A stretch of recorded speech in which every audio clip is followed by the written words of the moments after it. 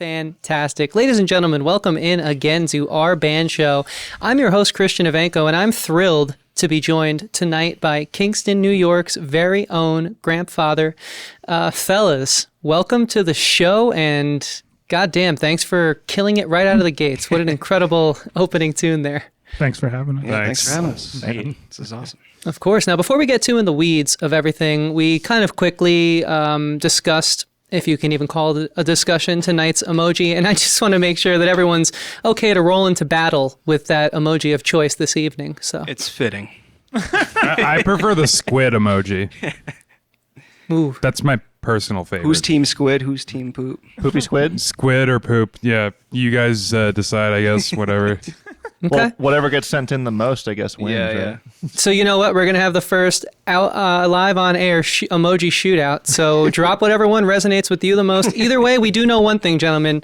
Them putting an emoji in the chat means they're showing their support for how awesome you guys are. And that's all we want to hear. So guys, we have a lot to talk about tonight. Thank you everyone at home for watching, and we're just getting started. So you're in the right place at the right time as we're joined here by Grampfather. And if you're not familiar with them, like myself and many of the members here of the crew, we love the music the second you guys reached out to come and jam with us, but we hadn't really heard of Grampfather prior, and so we were very pleased with what we heard, but I'd love to know the origin story of the band. The name is very interesting.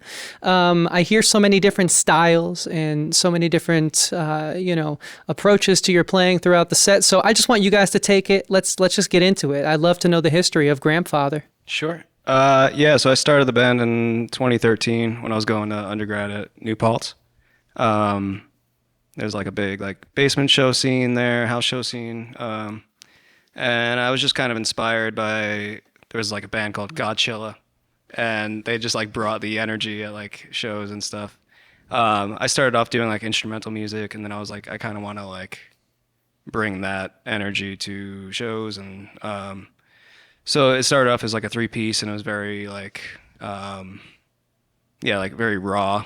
Very inspired by Modest Mouse, and then jump forward to past many rotating members to 2019, 2020 when these guys joined the band Right before the pandemic. Yeah.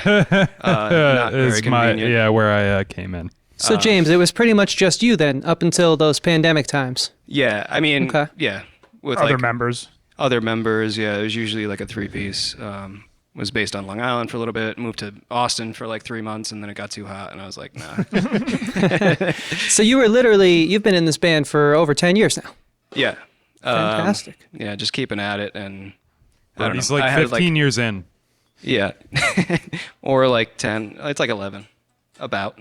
But, so then, James, you might be the guy to ask, and I definitely want to know how the rest of the guys end up joining you and becoming the version of Grampfather that we're hearing today. But the origin of the name, how did this name come to be? It's very unique, it's very catchy, and I think it's fantastic.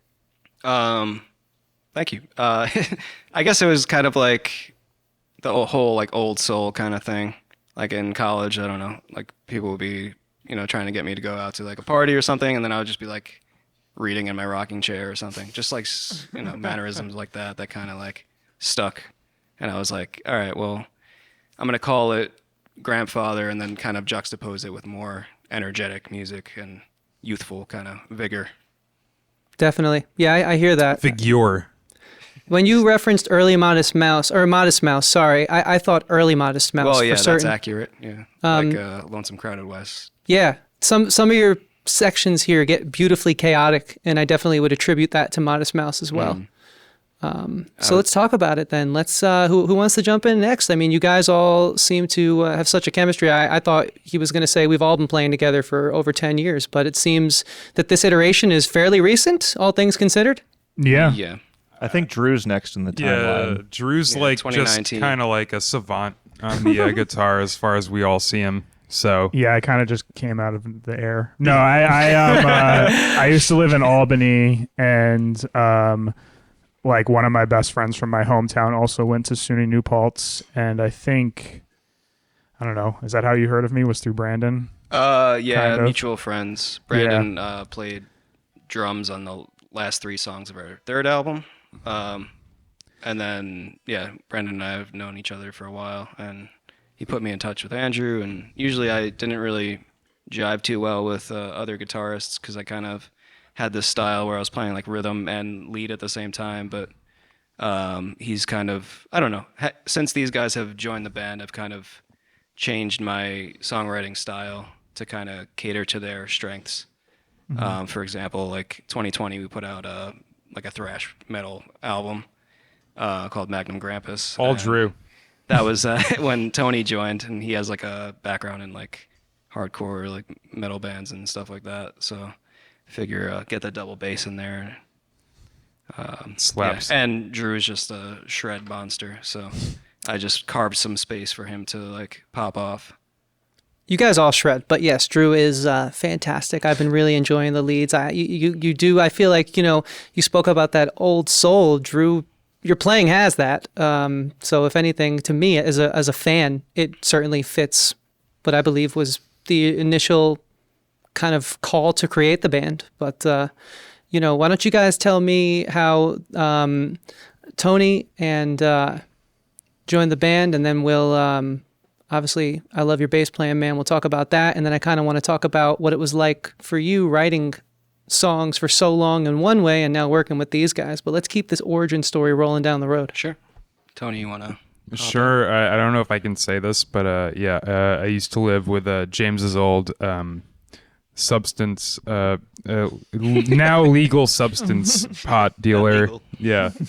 So, He came through like right before I was about to like move back down to my hometown when I was like coming out of college and stuff. And he was like, "Hey, I know you play the drums, right? You got a sick kit downstairs. Like, you know, if you ever want to jam." And then, you know, a couple years later, one of our mutual acquaintances was like, "Hey, dude, James, he's looking for a new drummer for the band." So that's how I ended up here. A lot of moving parts are. Through the beautiful herb. Fantastic. And Jake, how did you fall into the mix here? So I joined. Well, I met James at a mutual friend's party It's a in dog birthday party. in 2021, Jealous. and we connected over our appreciation of King Gizzard.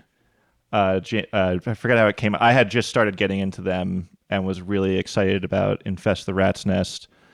And then James naturally took his shirt off in the middle of the party and showed me his Infest the Rat's Nest tattoo that he had. Conveniently after I joined and was the thrash guy.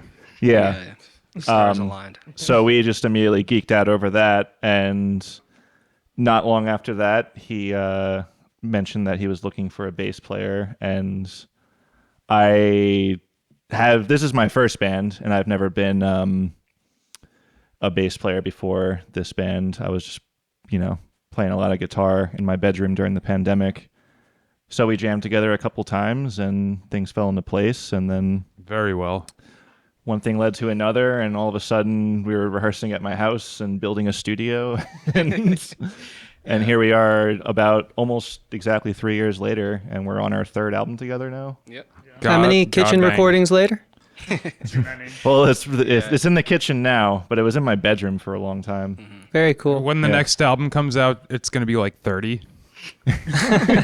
So we have a ton of folks in the chat right now hanging out, and I do want to talk about the creative process, James, letting new folks into the fold after so many years of, first of all, being a three-piece and you know, almost, what was it, 7+ years or something of a certain way, and now these new tunes. But we do have to shout out Santa Fred NY, who finally caught a live stream. Good to see you, Fred. Glad you are here. Julia Howard dropping poop emojis. Lucy in the Sky dropping a poop and a squid emoji. Awesome. So thank you, Lucy. Thank you for making the tallying we'll be doing till late at night a little more complicated, but we're glad you're here nonetheless. If you guys are here, please do us a favor if you could. Like, subscribe, comment, and share this video with a friend. It will greatly help us continue to promote and provide amazing local bands from our area to you, something we very much so love doing. And hey, if the channel grows in the process, we can only make these guys sound and look that much cooler. So we'd greatly appreciate it. With that said, I really am appreciating what I'm hearing, and we're definitely going to let you rip. But in a few more seconds, I do want to know, James, what has this been like for you, as I assume the core songwriter for so long, now letting new members into the fold, let alone a new instrument after so many years? I mean, I love it. I think it's really come together. It's been, I don't know, it's hard to persevere through like losing, like 1 year, like 2 sets of bassists and drummers like quit the band as I was going through grad school and, you know, a whole bunch of stuff. And so that was kind of rough. Like I was saying, like with our friend Brandon, like just like random people just like jumping in to kind of help me finish that record. So it's nice to have something stable and to have like members that are reliable and are super talented and, you know, all bring so much talent to the table. I don't know. It's like very nice to have these collaborators with, you know, kind of along with the journey. Yeah. And this is how we're living now. It's fantastic. Yeah. So I love it. I think it's great. I can clearly see the connection. The talent is, as Fred said, just exuding, and I couldn't agree more. So with that said, I mean, we could talk all night. If you guys have seen this show before, it's something I am definitely capable of, but I can also listen. I've been told I'm a really good listener, and I cannot wait to jump into another set of music here live on our band show. So I'm going to toss it over to Grampfather to once again serenade us with the first set of the evening, and I'm so thrilled to introduce the first song. This is how we're living now. Take it away, gentlemen. Thank you.